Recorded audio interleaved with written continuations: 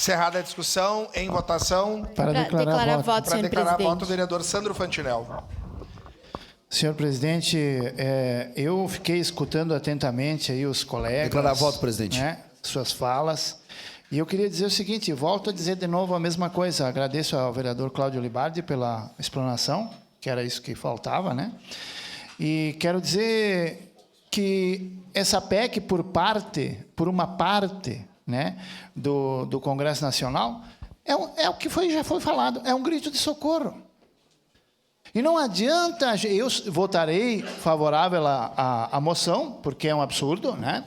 É um absurdo o que o vereador Libardi colocou aqui, isso Para é declarar o inadmissível. voto, senhor presidente. Mas eu tenho que dizer o seguinte, por favor, gente, vamos deixar a hipocrisia de lado. Vamos parar de ser hipócrita. Vamos parar de tapar o sol com a peneira. Aonde que nós estamos vivendo em Estado democrático de direito? Aonde?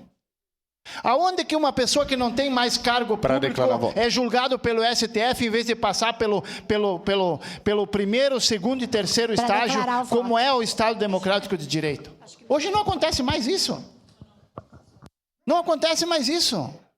Então, Estado democrático de direito, volto a dizer aqui, é quando cada um dos poderes faz o seu trabalho e respeita o outro.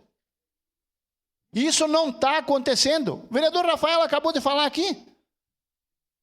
Apoio 100% o que ele disse.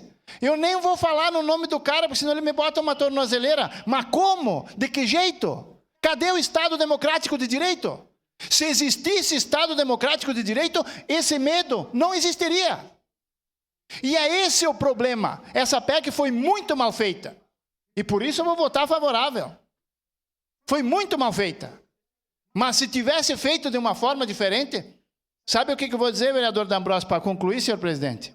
Se essa PEC for aprovada, vamos colocar que ela fosse aprovada pelo Senado. No dia seguinte, o Supremo ia derrubar ela dizendo que era inconstitucional. Isso é Estado democrático de direito? Me responda. Obrigado, senhor presidente. Com a palavra.